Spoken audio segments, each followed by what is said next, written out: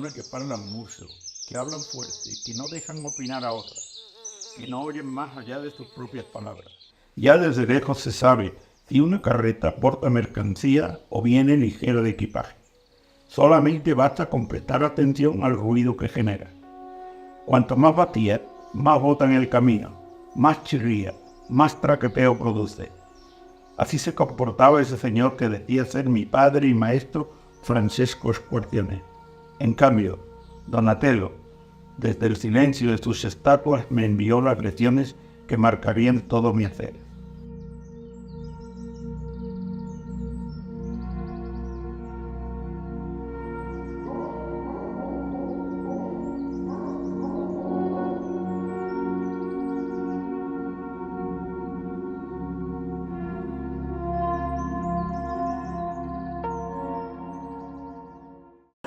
A ver, bueno, ya estamos todos bien sentados, oídos puestos.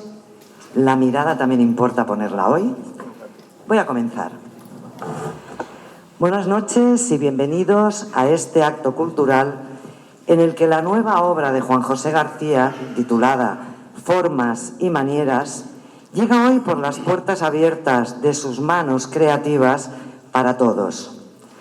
Noche que también suma la intervención colaboradora de amigos, artistas y profesionales de la cultura, junto al apoyo de centros de culturas como el Círculo de Artesanos, Asociación de Amigos del Libro Luis Eguilaz, Ediciones Rousset y del Ayuntamiento, protagonizado por la alcaldesa Carmen Álvarez y el delegado de Cultura Narciso Vital. Abramos ventanas para ver, para mirar y para sentir.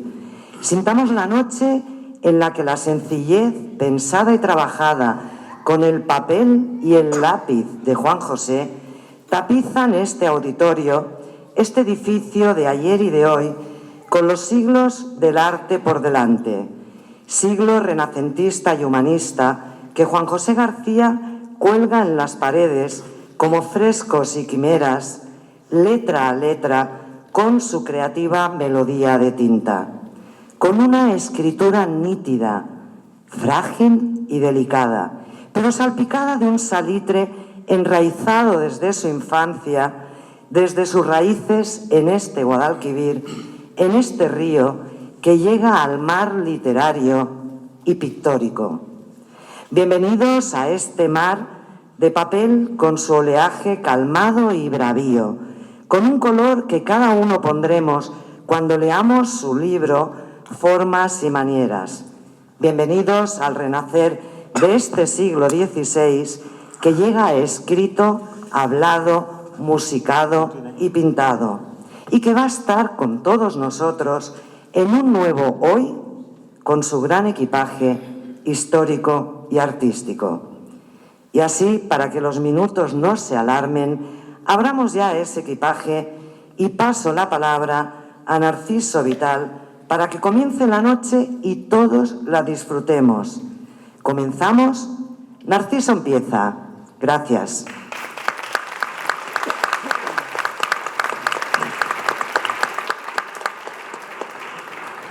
Buenas tardes a todos y a todas. Es un honor para mí, como delegado de Cultura del Ayuntamiento de Sanlúcar, darle la bienvenida a este acto tan especial. Hoy nos reunimos para celebrar la publicación Formas y Manieras, una obra de sanluqueño Juan José García Rodríguez, que nos sumerge en un siglo vital para la historia del arte, el Renacimiento italiano y el posterior manierismo. Formas y Manieras recorre un periodo en el que el gótico, en pleno apogeo en Europa, empieza a ceder el paso a nuevos estilos que emergen en ciertos estados italianos. Esta novela, ensayística y dialogada, nos presenta la vida y obra de dos artistas plásticos fundamentales, Andrea Mantegna y Benvenuto Cellini. Mantegna, un pintor fiel a su mecenazgo, y Cellini, un orfebre y escultor que trabajó para diversos oligarcas y la poderosa Iglesia, representa dos caras del arte renacentista. La novela nos sitúa en el contexto histórico y artístico de sus tiempos, permitiéndonos entender mejor el despertar de las artes después de la Edad Media. Además, Mantegna y Cellini La obra nos presenta a otros grandes maestros renacentistas como Donatello, Bellini, Durero, Botticelli, Leonardo, Miguel Ángel y muchos más.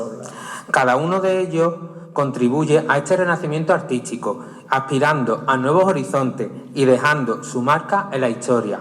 El autor de Formas y Manieras ha dedicado 4 años de rigurosa investigación y viajes a los lugares donde se desarrollan los pasajes de libros. Esta dedicación se refleja en la meticulosa mezcla de ficción y hechos reales, creando una narrativa sólida y convincente.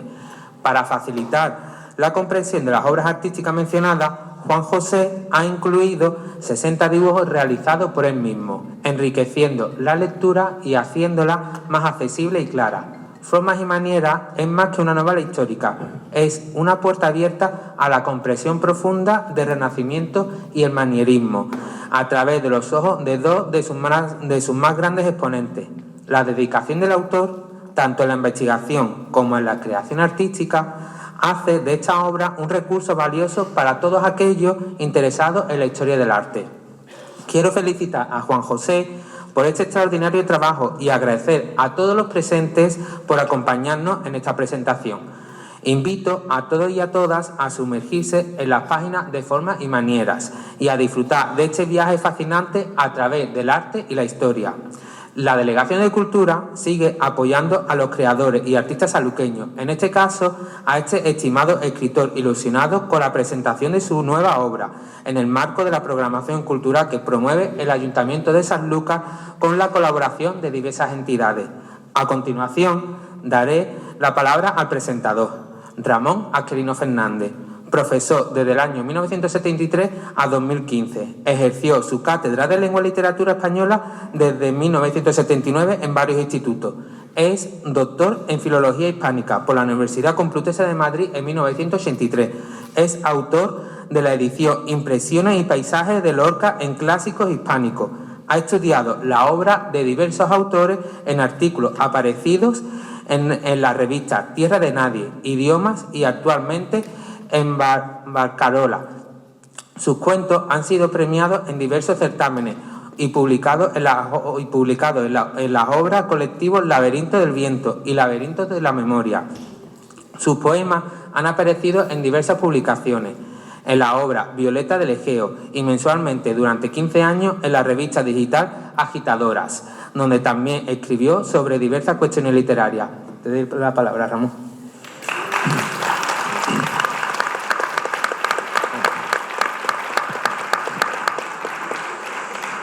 Buenas noches a todos y a todos los presentes. No sé si se oye bien. Bien, se oye bien, pero no se ve bien, porque yo en realidad quería haber puesto una foto que me ha llegado hoy, inédita, que no tenía nada que ver aparentemente con este acto, y por eso quería precisamente ponerla. Pero como va a aparecer en las emisiones en Costa Noroeste, si mal no recuerdo, se llama así, ¿no? Pues quería por lo menos explicar esta curiosa foto, ¿no? Después de comer hoy me llega una foto, digo, uy, esto ya no lo conocía, en la que aparece Federico García Lorca con otros amigos y Lorca le coge de la cabeza a su gran enamorado, Rafael Rodríguez Rapún. Es la última vez que van a estar juntos, porque a Lorca le queda de vida, desgraciadamente, muy poco, y a Rafael Rodríguez Rapún muy poquito también, porque va a defender la causa republicana contra el alzamiento y muere en el asedio de Madrid. Entonces, ¿qué tiene que ver esto en principio con Juan José y con Manteña o Cellini? Pues tiene que ver porque esa foto se hace justo tal día como hoy, San Pedro y San Pablo. Y está hecha en la verbena que se celebra en Madrid, que yo ya no la conozco, pero bueno, se celebraba entonces de San Pedro y San Pablo. ¿Por qué pongo eso de San Pedro y San Pablo?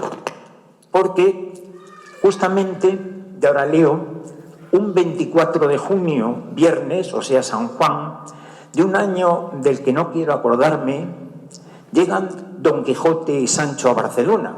Salvador lo sabrá perfectamente, incluso a lo mejor tuvimos la oportunidad de saludarlos, ¿verdad?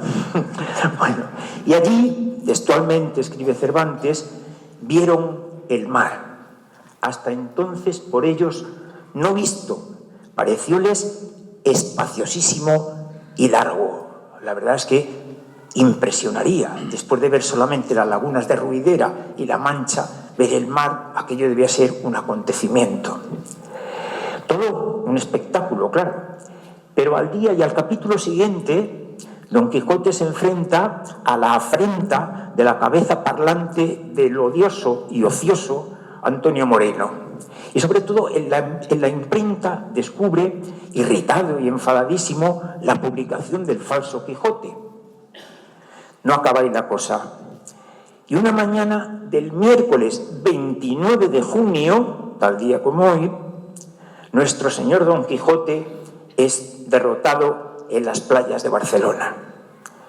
¡Qué casualidad! 29 de junio Lorca con su derrota, 29 de junio el propio Don Quijote y 29 de junio hoy la victoria de Formas y Manieras. Intervienen hoy Carmina Bellido, la voz a ti de vida de aquella carta del caballero de la triste figura en Sierra Morena, la carta más grande de amor que se ha escrito, según Pedro Salinas. José Antonio López, el magisterio de la maquetación, como Juan de la Cuesta, el impresor del Quijote. María Luisa Millán, la cultura entre las ruinas romanas y el clasicismo renacentista. Rafael Pacheco, voraz lector de las mañanas en las tertulias del Tapeo. Francisco Rousset, en el papel, nunca mejor expresado, de Francisco de Robles, el librero. La gitana, en esos cueros de vino de Fermín, del capítulo 35 del Quijote, después la gitanilla, y más tarde en aquel episodio emocional de Juan José que le dedicas a la gitanilla, a la gitana. Esa marejada. Charo Mendicuti, como una sensible y única pastora Marcela, la gran feminista junto con Melibea. Narciso, detrás del eco, sabes tú la historia entre Narciso y Eco, no te lo tengo que contar. Narciso, detrás del eco del ayuntamiento, en el célebre, memorable, distributivo y social discurso que imparte Don Quijote, el discurso de la Edad de Oro. Norberto Ruiz Lima, mi amigo y mecenas, el insigne y humanista caballero del verde Gagán, y como el historiador arábigo sanluqueño en la figura estelar Juan José García Rodríguez, y yo, el lector amigo, entre aquellos paseos por la calzada, los escenarios teatrales que tuvimos, los churros con nuestro amigo Pepe y los tés sin compromiso con mi gran amigo Paco Odero. Si la charla esta o la presentación la titulo como un encarge a Arcángel de Manteña, el subtítulo es el que he dicho, vieron el mar hasta entonces por ellos no visto. Esto procede del Quijote, pero el título de esta noche proviene de la conferencia de la imagen poética de don Luis de Góngora, el creador de aquel portentoso retablo de las Soledades, leída por Lorca en el Ateneo de Granada. Dice Lorca, por eso la foto del principio, Góngora se queda en la plaza abstracta que pintó Botticelli, de quien elabora, por cierto, Juan José su curiosa etimología. El alma de Góngora dibujada y bellísima como un arcángel de Manteña, Botticelli y Manteña, que es el protagonista de toda la primera parte de este libro, con el equilibrio y el laurel para curar poetas heridos, que fatalmente nos salvó del fusilamiento a Lorca. Explicados el título y el contexto cervantino como puntos de partida, paso al autor y a su obra. Literariamente hay 4 principales géneros que cantaban las excelencias de la persona. El encomio que ensalza acciones es muy extenso, detallado y hay que procurar alejarse de aquí. Tampoco serían los casos del panegírico, total nada, el encomio de un personaje ilustre como el panegírico del duque de Lerma de Góngora.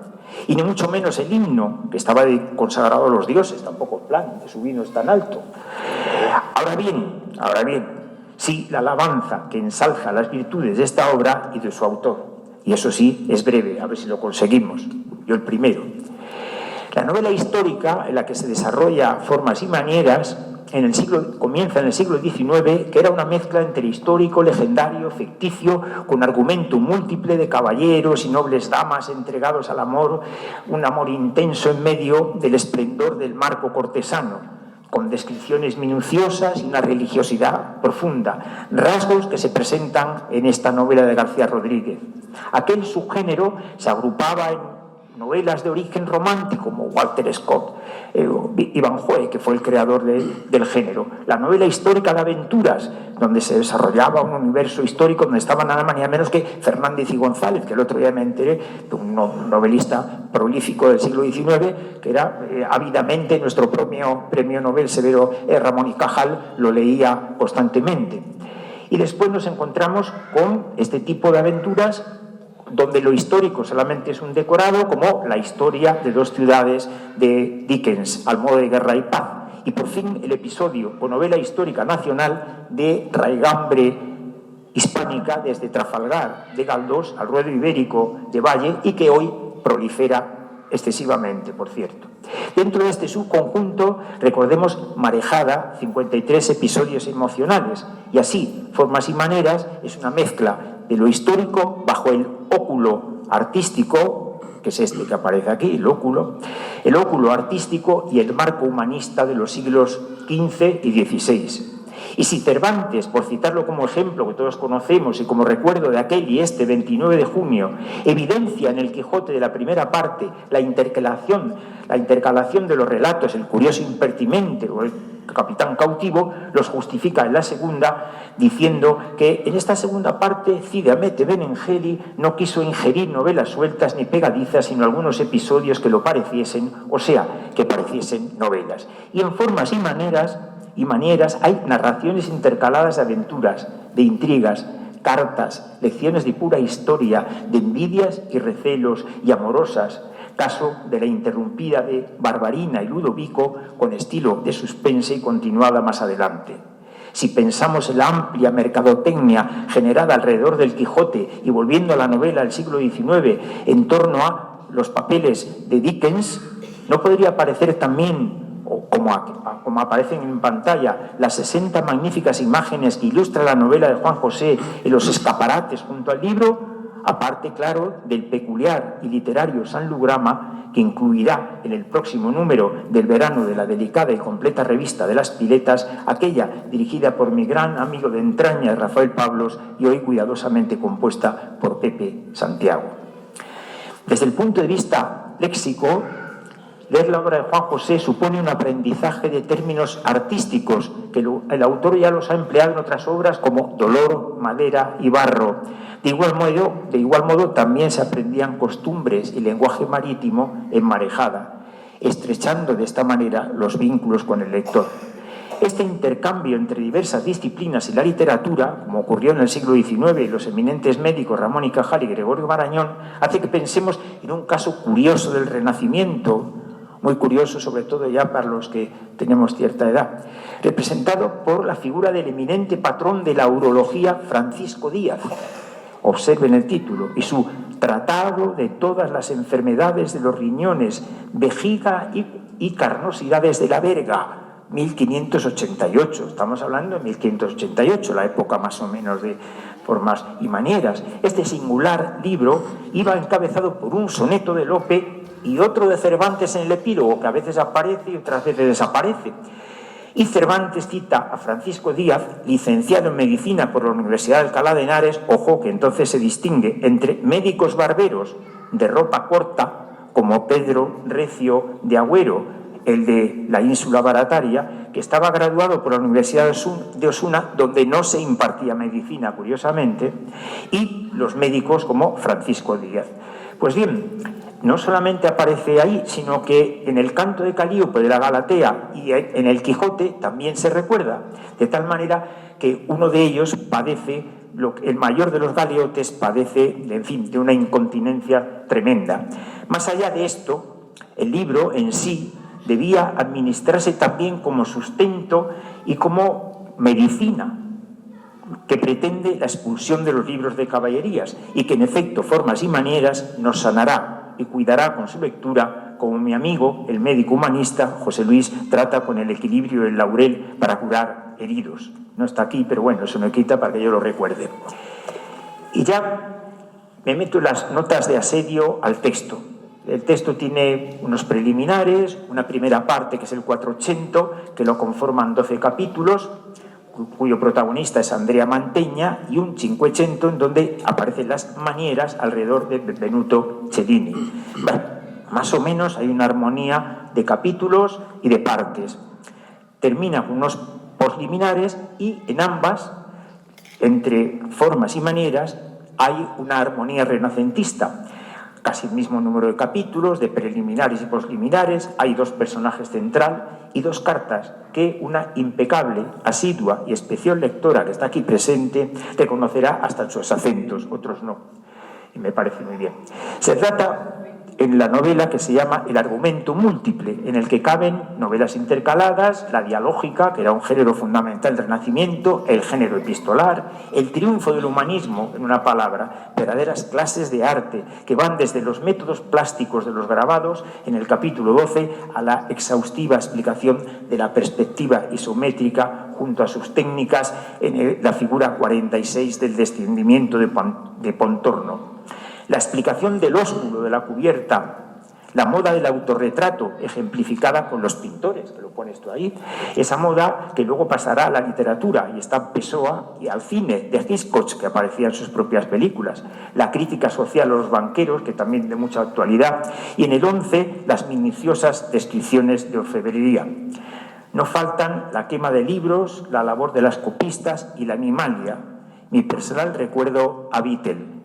En el capítulo 5, el más largo de la novela, todo tutelado por un narrador omnisciente tras riguroso orden cronológico. En cuanto a manieras, abarcan desde la Capilla Sistina o el Salero de Plata para Francisco I, o en Bomarzo, el dedicado capítulo 21, ese espléndido bosque mágico, hasta la grandiosa novela de Manuel Mujica Laínez. La curiosidad del juego del calcio, que se ha visto ahí, antecedente del fútbol, según Juan José. El histórico y didáctico capítulo 15 del Saco de Roma, justo el 6 del 6 de 1527, justo el aniversario, afortunadamente, el desembarco en Normandía. Es así. Un enorme Miguel Ángel, autor también de sonetos amorosos a Tomaso, sonetos amorosos como los de Shakespeare y Lorca a sus respectivos amores, los grabados eróticos de Iulio Romano, paralelos al de Camerón, Cellini, ese obstinado orfebre como lo fue Moratín con sus útiles de trabajo. Se vuelve a recordar a Mantegna y el final con el Cristo Blanco en el Escorial. En fin, en la novela hay un pluritematismo muy, sobre todo en las manieras, al estilo del Velázquez de Jesús en casa de Marta y María, mezcla de lo sacro y lo cotidiano, el Tintoretto de las bodas de Caná o el Greco, autor de César Mauricio, verdeando. Desembocamos, pues, en el descentramiento y desplazamiento de la acción principal, la ruptura con las normativas, las nuevas y sorprendentes formas de belleza, lo que llegaría a ser el barroco, aquel portentoso retablo barroco de las soledades, como decía Lorca de Góngora en su conferencia, o sea, ese nuevo estilo, mixtura entre circe, metamorfosis y movimiento, y la ostentación y el ornamento del pavo real, el dolor, madera y barro de Juan José. Hay formas y maneras de disfrutar de los amaneceres en Sanlúcar, particularmente para mí, pero desde ahora yo tendré formas y manieras de ver y sentir Sanlúcar. Y Don Quijote y Sancho ahora mismo, hoy 29 de junio, asomados a la Cuesta Belén, viendo el río Mar. Muchas gracias.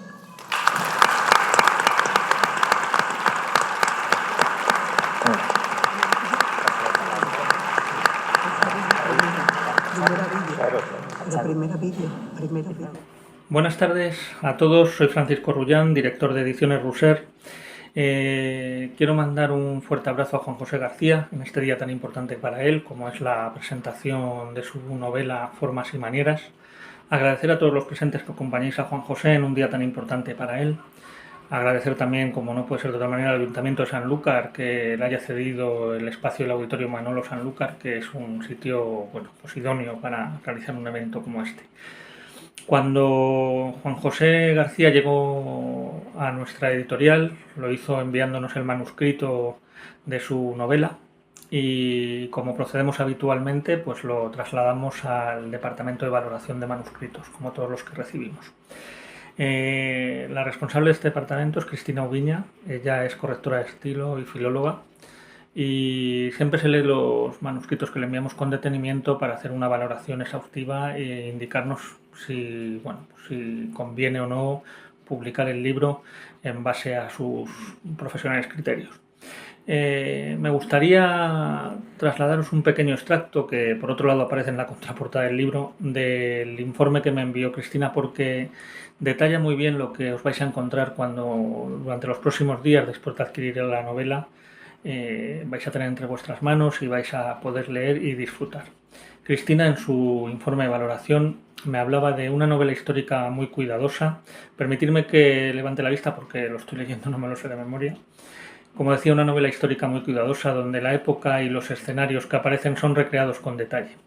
Personajes que emanan el arte en estado puro y que permiten descubrir y valorar la belleza de manera excepcional. La cultura rebosa en cada página y permite al lector leer con detenimiento, disfrutando de cada artista, de cada momento, de cada obra. Un libro muy trabajado, muy bien presentado y de una calidad singular. Sin duda no puedo estar más de acuerdo con esta valoración de Cristina. Añadiría yo personalmente que los escenarios se recrean de una manera, tanto los escenarios como las épocas, en la que te hace viajar a través del tiempo, una de las cosas mágicas de la literatura. Todo ello además acompañado de unas ilustraciones realizadas por el propio autor que hacen de Formas y Manieras una obra singular. El protagonista es él, el artista es Juan José, así que no quiero entreteneros más ni aburriros. Le mando un fuerte abrazo y, como no podía ser de otra manera, pues espero que todos adquiráis su ejemplar para que luego os lo dedique, y también recordaros que si quedaran ejemplares es un magnífico regalo si tenéis algún compromiso, así que aparte del vuestro no estaría mal si tenéis algún compromiso, como os digo, que os llevarais un ejemplar de recuerdo dedicado por Juan José. Un abrazo a todos y muchísimas gracias.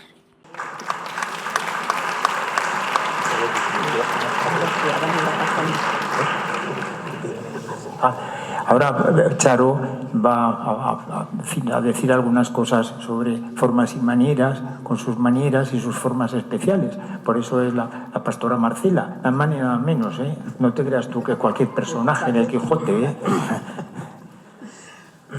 Bueno, buenas tardes a todos y a todas, y brevemente lo que voy a dar es mi punto de vista sobre la obra de Juan José, Formas y Manieras. Formas y Manieras permite al lector transitar por las diferentes etapas del Renacimiento italiano, el 480 y el 580, teniendo como escenario el mosaico de estados que conformaban el espacio geográfico de la Italia de los siglos XV y XVI. A través de la biografía novelada de dos de los artistas más importantes del Renacimiento, el pintor Andrea Mantegna y el escultor, orfebre y escritor Benvenuto Cellini, Juan José nos recrea un movimiento intelectual cuyas ideas marcarán un antes y un después en la historia del arte.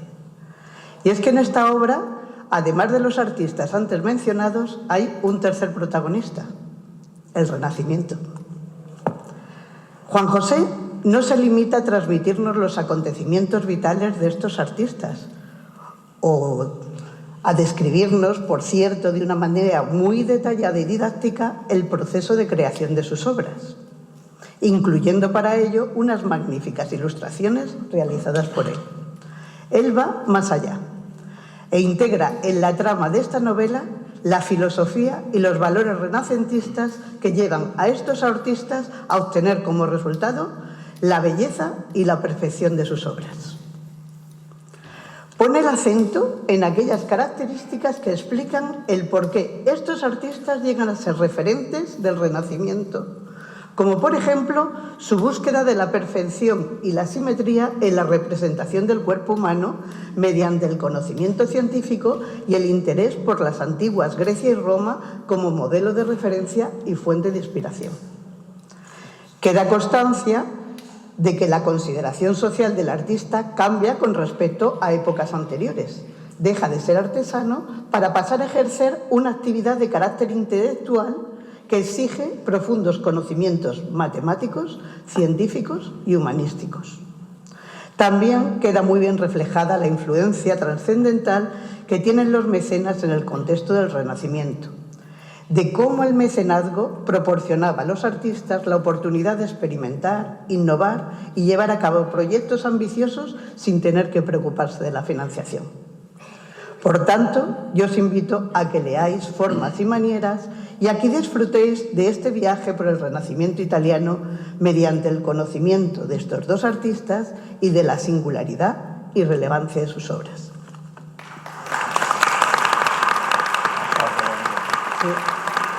Ahora voy a dar paso, muchas gracias, voy a dar paso a un vídeo donde van a participar José Antonio López y Rafael Pacheco. Hola, soy López Fernández, de mayor diseñador gráfico. Cuando resulta difícil hablar de arte, llega Juan José y se inventa un nuevo procedimiento: conocer las obras a través de la vida de sus autores. Ya hizo sus pinitos con dolor, madera y barro, y ahora lo vuelve a hacer con este libro que hoy presenta. Formas y manieras es una historia del arte a través de sus protagonistas. Tras su lectura, Mantegna y Cellini quedan como amigos nuestros porque Juan José los hace asequibles a través de sus aventuras y desventuras vitales en aquella época renacentista. Con este libro conoceremos los detalles de la creación de una pintura o una escultura, cómo surge en la mente del autor, quién la financia y, lo más importante, qué sentía el autor cuando trabajaba en ella, cuando la ve terminada y el efecto que causaba en los que la contemplaba por primera vez. El mismo placer que sentí yo cuando tuve la oportunidad de leer el manuscrito de Formas y manieras y tras días de trabajo conjunto pude contribuir a la maquetación y portada que han inspirado el formato del libro que hoy llega a vuestras manos. Felicidades, Juan José. Enhorabuena. Saludos para todos. Soy Rafael Pacheco, amigo y tertuliano de los desayunos del Tapeo. Con Juan José me une sobre todo la lectura. Una mañana me pidió que leyese el manuscrito de su última novela. Le interesaba una opinión sincera. Lo hice, lo leí despacio con el diccionario y la Wikipedia abierta. Los folios que van pasando ante mí me sedujeron, no solo por los avatares de estos artistas, sino en la ambientación que va creando y las descripciones y dibujos que hace de las obras de Mantegna y Cellini. Yo ya había leído su Marejada, libro que me firmó y dedicó, con una historia que ya fue un microrrelato, en la que había dos protagonistas, mi padre y yo mismo. Espero que disfrutéis como yo con su lectura.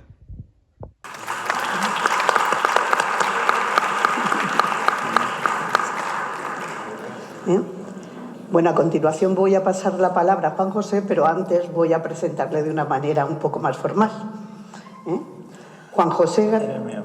Sí. Aunque somos amigos, pero vamos, para que te conozcan un poco más en profundidad. Juan José García Rodríguez nace en Sanlúcar de Barrameda. Es ingeniero técnico naval y licenciado en Historia del Arte.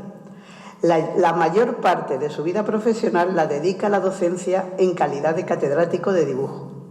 Participa en los cursos de arte de la Universidad Complutense en el Museo del Prado.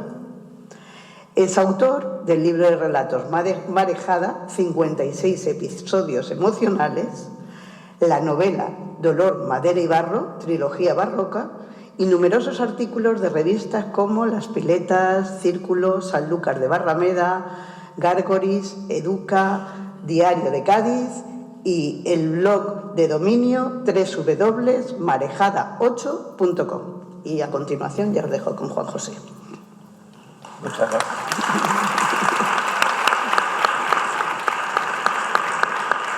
Bueno, para eso tengo que hablar aquí.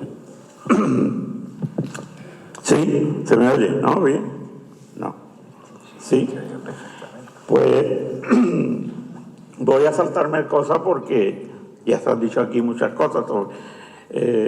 Carmina se ocupó de los agradecimientos, que yo iba a repetir, pero me los voy a saltar. Todos los colaboradores y, en primer lugar, el ayuntamiento que me cedió este lugar tan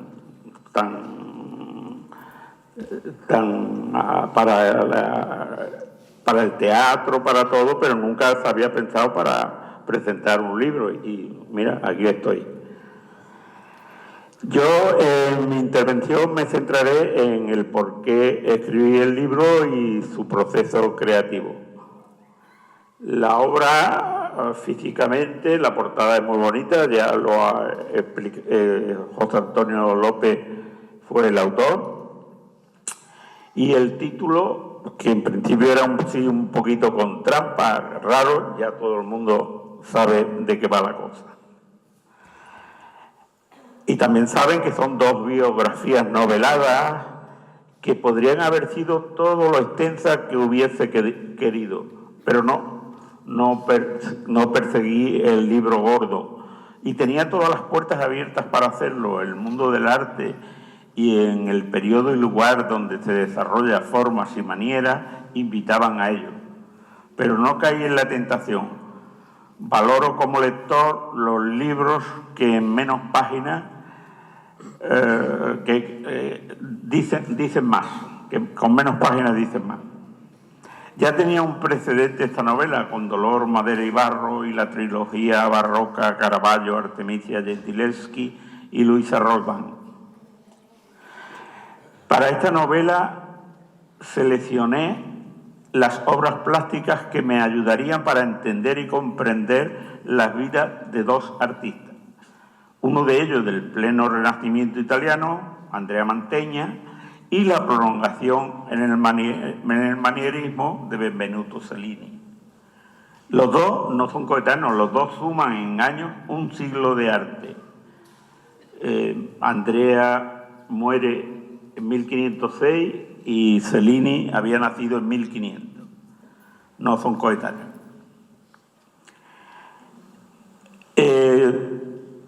Me salto cosas porque ya se han dicho y mejor ser así breve, ¿no? En el Renacimiento ya no es Dios el centro de todo, sino una de sus creaciones, el hombre.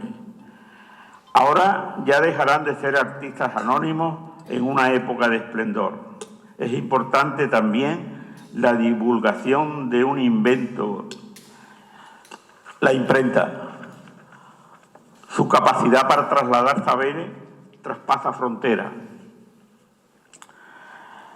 Y ya se ha dicho también que los grandes poderes ejercen un mecenazgo para atraer para sí a los mejores artistas y sus mejores obras en arquitectura, escultura, pintura, música, orfebrería, e incluso los hace competir entre ellos. Hoy solo encontraría un parangón en el mundo del fútbol, donde los clubes más poderosos se quedan con los mejores cracks del momento. Aparecen los Medici, creadores de la banca actual. Los duques y marqueses de Mantua, mecenas de Mantegna. Los Orsini, que llevaron a la curia hasta 4 papas de su familia. Y, por supuesto, entre los más poderosos estaba la Iglesia, con mayúscula. Por ello, no puedo aislar en mi libro a Mantegna y Cellini. No olvido a lo que hay a su alrededor, los grandes genios de los que se han escrito muchísimo más que de Mantegna y Cellini, como Giotto, Donatello, Leonardo da Vinci, Rafael de Sanzio, Alberti como arquitecto y teórico del arte, y como no, Miguel Ángel Buonarroti, del que Cellini presume que fue alumno de él. Y otros no tan conocidos como aparecen Domenico Beccafumi, Durero, Torrigiano, Giulio Romano, Pontormo, Bandinelli, Pirro Rior, etc. Para no perderme y errar en falsos históricos, tuve que trazar líneas de vida de forma gráfica.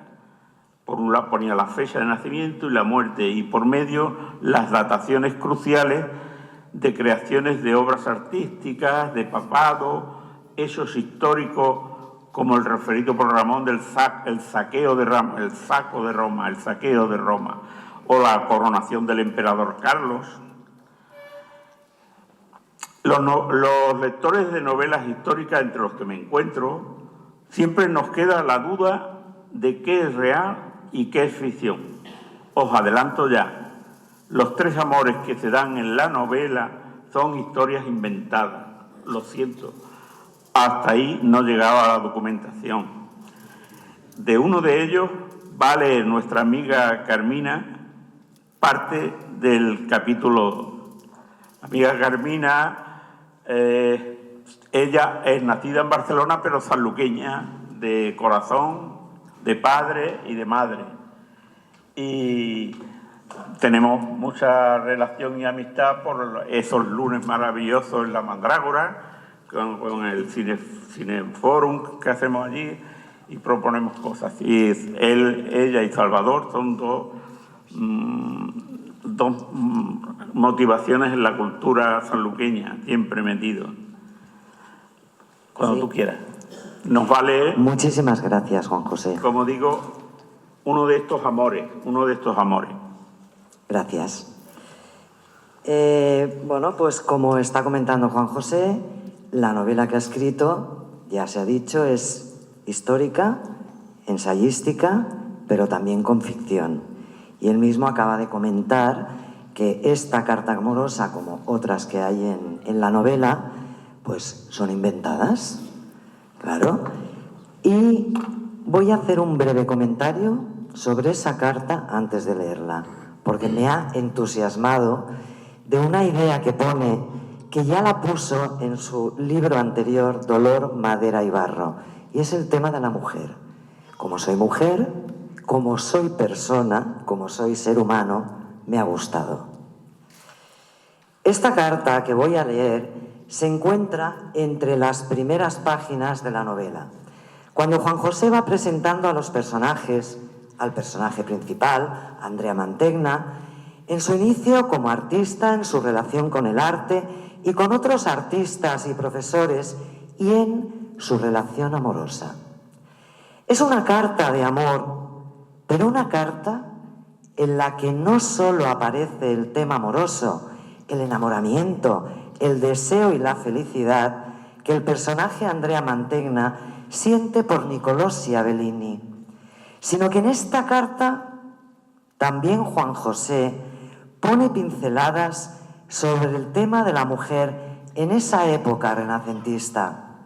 Juan José enfoca la carta en manos de Andrea Mantegna, no solo amando a Nicolosi Bellini, sino defendiendo a la mujer en general, alabándola y dándole el reconocimiento y la libertad que se merece en ese y otros siglos, como persona, como ser humano que es, en todos los ámbitos, al igual que los varones. Y es interesante que este enfoque sobre la libertad de la mujer lo llevó a cabo también en su anterior novela Dolor, Madera y Barro, con artistas como la pintora italiana Artemisa y la escultora sevillana Luisa Ignacia Roldán, creadoras de arte que tenían que hacerse sitio en una sociedad de civilización y barbarie, en un siglo en el que el arte diferenciaba al hombre y a la mujer. Comienzo la lectura de la carta. Carta de Andrea Mantegna a Nicolosia Bellini. Querida Nicolosia, leí tu escrito que me hiciste llegar con Giambellino y ahora, sabiendo que él volverá a Venecia la semana que viene, estoy escribiendo esta carta para que la ponga en tus manos directamente. Así me lo ha prometido y se lo hice jurar. Lo primero que le pregunté a tu hermano fue si el mensaje lo habías escrito tú o alguien a tu dictado. Él me dijo que vuestro padre fue quien os enseñó por igual a los 3 hermanos a leer y escribir, y que tú, Nicolosia, escribes mejor que él y que la mayoría de los varones. Como sabrás, nos gustan que sus esposas sean letradas, no gustan que sus esposas sean letradas y leídas.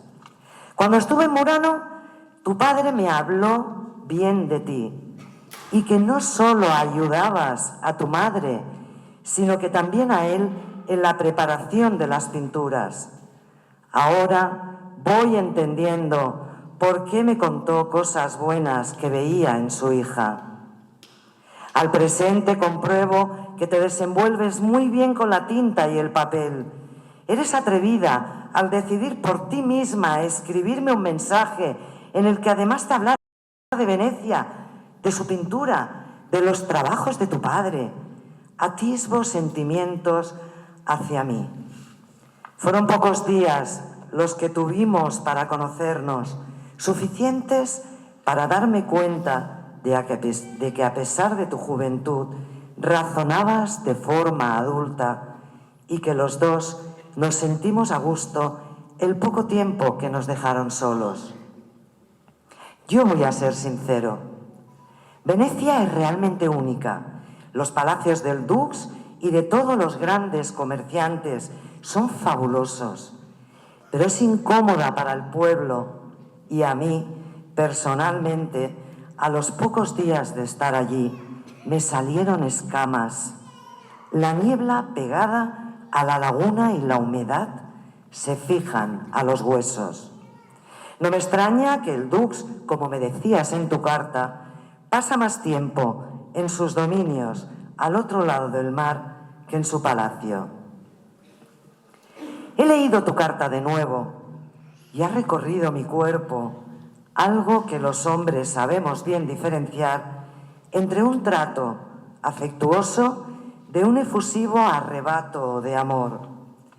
Me recordabas lo que sucedió en aquella callejuela solitaria hasta donde me llevaste. Pues bien, lo he vuelto a revivir a pesar de tu timidez expresada en el escrito. Yo no me arrepiento de haberte abrazado y de lo que siguió después. Nuestras bocas se unieron furiosas en tanto que mis manos conocieron todo tu cuerpo, mientras que tú me apretabas más y más y más contra ti. Empiezas a ser una mujer y porque era de día, no sé hasta dónde hubiésemos llegado de haber sucedido con la complicidad de la noche. Desde entonces quiero vivir momentos como ese contigo y con nadie más. Disculpad, tengo alergia. Nicolosia, he estado pensando que pronto acabaré el encargo en el que trabajo ahora. Un fresco en la Capilla Vetari, en la iglesia de Erimetani, aquí en Padua. Cuando esto suceda, volveré a Venecia y hacemos el desposorio. Mientras tanto, ve ganándote a tu padre. Lo sabrás hacer mejor que yo, aunque por las palabras que me dedicó en el primer encuentro en su taller, comprobé que el afecto fue mutuo y no le caí mal.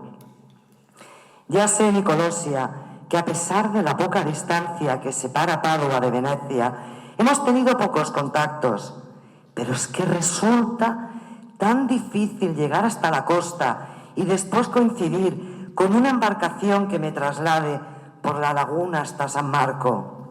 Prepara la boda, le diré a tu hermano que te ayude. Nos casaremos en los días siguientes al de mi llegada y volveremos juntos a Padua. Espero hacerte feliz y emprender una etapa más reposada con tu apoyo. Si eres capaz de ayudar a tu padre en el taller, también lo harás en el mío. Necesitaré una preciosa virgen que me sirva de modelo para un retablo en la iglesia de San Zenón en Verona. ¿Y quién mejor que tú? Nicolosia, tengo muchas ganas de tenerte, de estar contigo, de rozar tu cuerpo, de darte todos los besos y caricias que he estado soñando durante todo este tiempo, de que seas mi esposa, de que tengamos hijos, de que des a mi vida el reposo tan necesario en este oficio de crear. Yo no me manejo bien con los comitentes y estando tú a mi lado, me puedo apoyar en tus consejos. Nos veremos pronto. No obstante, el tiempo se me hará eterno pensando en ti. Me decías en tu carta que el corazón lo tienes abierto para mí. Te respondo que tu corazón es una cárcel de la que no puedo ni quiero salir.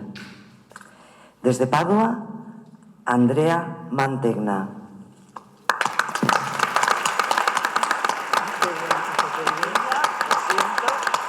Lo siento, pero es una maravilla de carta. Una maravilla de carta mezclando la realidad de la novela del Renacimiento y la ficción. Buenas tardes a todos. A José lo conozco de toda la vida, por vecindario, por la amistad de su mujer con mi madre y por sus sobrinas. ¿Quién me iba a decir a mí que allá por el año 93 iba a ser mi tutor de prácticas del CA en el ahora IES Doña Ana? Y tras terminar en sus estudios de Historia del Arte, como todos sabréis, hemos sido compañeros de trabajo en el estudio y la restauración de varias pinturas sobre lienzo de Sanlúcar de Barrameda, donde sus estudios histórico-artísticos, para mí muy bien trabajados, expresivos y con vida propia. Al leer su obra, Formas y Manieras, he recordado sus manieras de transmitir la historia del arte, siempre didáctica, expresiva y colorida, algo que queda patente en el texto que leemos. Para mí ha sido un placer ser una de las personas elegidas por José para leer su libro. Y como le dije después de ello, es una obra para regalar. Muchísimas gracias. Juan José, muchas gracias por esta oportunidad que me das y esta ventana de poder mirar a Sanlúcar desde tan lejos como estoy. Me hubiera gustado estar ahí con todos vosotros y con todos los sanluqueños, pero ya ves, estoy en una biblioteca rodeado de Renacimiento y con tu libro he llegado hasta el Renacimiento, me has metido por todos los talleres de Italia y luego con esa mano mágica que tiene, pues me has enseñado no solo los dibujos, sino que más importante que el fondo, incluso es la forma. Y me has dicho con este libro que no solamente son las formas, sino también las manieras. Quería darte las gracias por llevarme a vivir el arte de la manera que tú lo haces. Es una novela, pero es una novela muy, muy especial que recomiendo su lectura. Aparte que la escritura sanluqueña, pues bueno, está rompiendo moldes en estos tiempos. Ya no solo es hablar de Manuel Barbadillo, no solo hablar de Eduardo Domínguez Lobato, bueno, no solo hablar de José Luis Acuarone, sino que ahora yo creo que corren unos buenos tiempos para la literatura sanluqueña y para Sanlúcar. Bien es verdad que como siempre, ¿no? Bueno, un saludo fuerte a todos. Ya quisiera yo estar en esa tierra sanluqueña con todos vosotros, pero bueno, estoy con Formas y Manieras y estoy con el Renacimiento. Gracias, Juan José.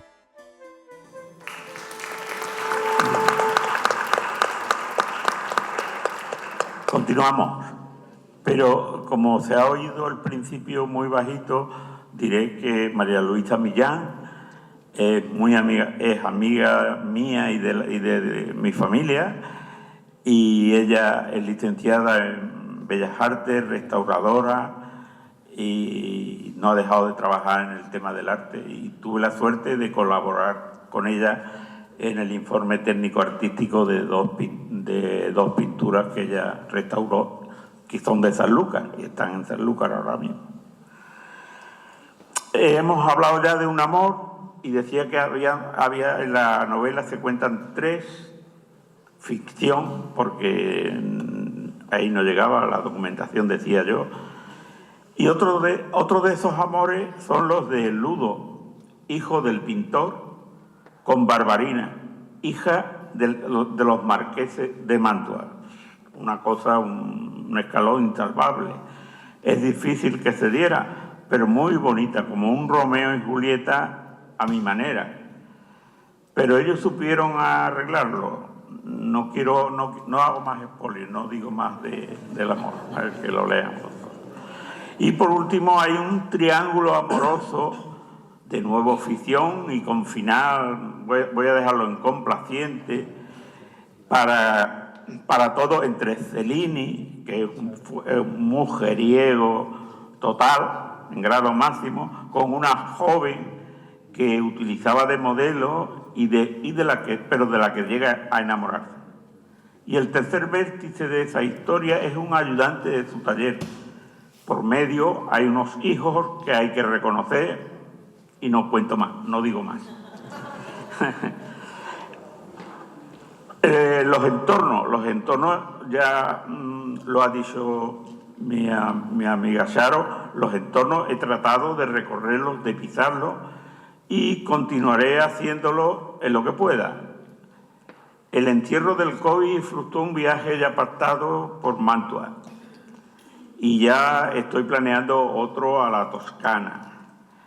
Entre las obras elegidas para formas y manieras he incluido pinturas y esculturas que por avatares del destino están hoy en España. La Dormición de la Virgen de Andrea Mantegna la encontraremos en el Museo del Prado, un cuadro pequeñito, difícil de encontrar, ni los que trabajan allí saben dónde están. El autorretrato de Albert Durero está en el Prado también. Hay una escultura de terracota a tamaño natural de un San Jerónimo de Pietro Torrigiano. ¿Y quién es Pietro Torrigiano? Pues esta pieza está en el Museo de Bellas Artes de Sevilla, la tenemos muy cerca. También, como Benvenuto Cellini, fue un elemento de cuidado. De adolescente acudía al Jardín de los Médici, así le llamaban era como la masía que formaba a los futbolistas. Aquí formaban a artistas, a escultores, y el que valía, ese se quedaba con él y los demás lo hacía. Bueno, pues allí estaba este tal Torrigiano, y coincidió con otro más joven que se llamaba Miguel Ángel Buonarroti, fíjate. Y un día Miguel Ángel, delante del profesor, le corrigió un dibujo delante del profesor. Claro, no le sentó nada bien al otro. Lo esperó en la puerta y con una piedra se la estampó en la cara. Desde entonces vemos en autorretrato a Miguel Ángel con la nariz hundida, como sabéis vosotros. Lo tuvo ya toda la vida así. Torrigiano, ya que lo tenemos tan cerca, vamos a decir más cosas. Estuvo en Roma, en Inglaterra, y terminó en un lugar importante en aquel momento, en Sevilla. Allí murió en una cárcel murió. Y también en España nos podemos encontrar a un Jesucristo manierista en mármol blanco de Benvenuto Cellini, que podemos verlo desde hace siglos en el Escorial. Todo esto contextualizándola en la novela y enterándonos por ellos mismos cómo llegaron aquí. Ahora diré que el libro, la novela, debe ser también un cúmulo de sensaciones. Si estas no estuvieran presentes, la novela histórica se convertiría en un tratado didáctico o en un catálogo de una exposición de arte. Dice Orhan Pamuk, uno de mis autores preferidos: el arte de la novela se basa en la habilidad para escribir el relato de nuestras propias vivencias como si fueran de los otros, y para escribir el relato de las vivencias de otros como si fueran las nuestras. Totalmente de acuerdo.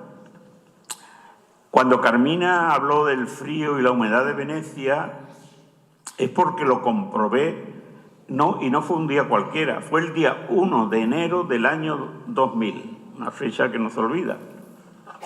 María José y yo estábamos allí y una densa bruma húmeda cubría la ciudad. Esa experiencia la trasladé a la novela para inventar una escena. Otra vez vimos a la entrada de la plaza de San Pedro en Roma, en la columnata Bernini, antesala de San Pedro, entraban comitivas de gente vestidas de época y con unas grandes banderolas que tiraban al aire y volvían a recoger. Esta vivencia casual también me sirvió para ambientar mi novela. Una de las catedrales góticas que más me impactaron fue la de Siena. La estudié y apareció por allí un pintor manierista para mí desconocido hasta entonces, un tal Domenico Beccafumi. Pues lo hice amigo de Cellini y de la mano de él pude trasladar el suelo de taraceas de la catedral a mi novela. El romance del balcón de Romeo y Julieta de Shakespeare me inspiró las noches sin luna en las que se veían Barbarina y Ludo, una historia de un amor imposible que ya ustedes lo van a leer el final de esto. Me voy a saltar porque vamos mal de tiempo y voy a saltar. Uno de los capítulos que más gustaron a mi amigo Ramón fue Bomarzo. Yo no estuve nunca en Bomarzo, pero mi cardiólogo sí. Y en su consulta me contó su vivencia y me introdujo la motivación de la misma manera que me introdujo hasta las puertas de mi corazón los 4 stents que llevo encima. Y también en el siglo pasado estuvieron Mujica, Lainez y el pintor surrealista Dalí. ¿Cómo no iba a llevar a mi personaje Benvenuto al ejemplo del jardín más manierista y caprichoso? Investigando, Cellini y el duque Pier Francesco Orsini se conocieron, lo que dio pie al capítulo de Bomarzo.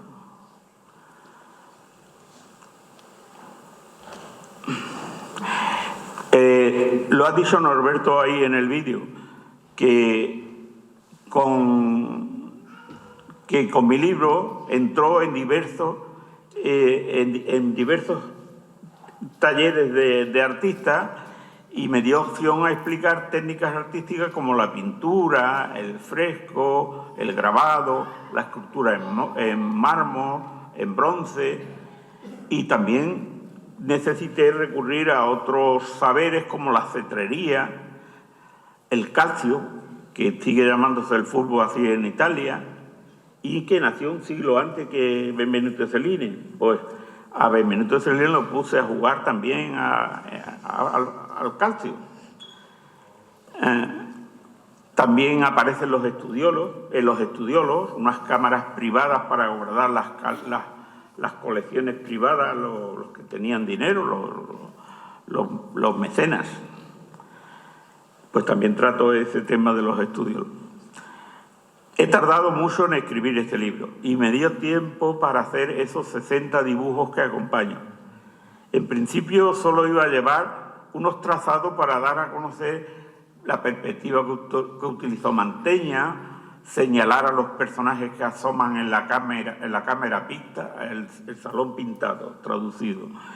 En Mantua, hablar sobre algunos alzados de edificios que nunca se habían visto hasta entonces. Pero como la obra seguía durmiendo, fui introduciendo, eso sí, en el lugar exacto para apoyar a los textos, uno tras hasta llegar a los 60. Los hacía en A4 y hasta en A3. Pero yo también aconsejo en el libro, y lo digo ahora aquí, que no se queden ahí, que lo vean a todo color. Lo tienen a un clic en el móvil para ver estas arquitecturas, esculturas y pinturas. Y mejor aún, si pueden viajar, mejor verlo in situ, tal como son. Hace 3 semanas, por pura casualidad de estas cosas que pasan en la vida, me encontré de frente con el Cristo manierista en mármol blanco de Benvenuto Cellini. Él lo hizo totalmente desnudo, ahora le han tapado allí su parte pudenda en el Escorial, está en el Escorial. Y termino. A partir de aquí, los que tienen que valorar el libro son los lectores. Solo puedo decirle que Formas y Maneras la he trabajado y disfrutado largamente.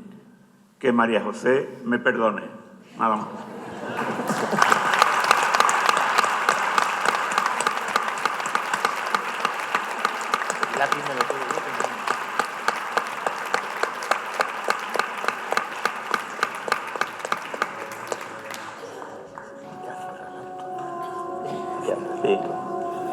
Llegamos al final del acto. Gracias, Juan José, por tu gran emotiva sensibilidad hacia el arte y hacia las personas, por poner la palabra en esta novela y en tus otras novelas como un arma que combate para que el arte persista, para que el escritor y el lector vayan juntos de la mano. Gracias por mostrarnos tus creaciones y hacernos partícipes de ellas para que las conozcamos y las sintamos. Gracias a todos por asistir y por comenzar a ser lectores de este nuevo libro de Juan José García, porque como dice Luis García Montero, el poeta al escribir se inventa a un lector y el lector se inventa a un poeta. Y es que el lector elabora con sus propias imaginaciones la obra que el autor le ofrece. Inventemos pues, inventen, imaginen y elaboren al leer este libro al autor, a los personajes, a los espacios, al paisaje y a las obras de arte que se citan. Inventen nuevos mundos, inventen el arte de la vida, porque cuando vayan leyendo esta novela de Juan José García, la estarán escribiendo ustedes, porque leer un libro es escribirlo.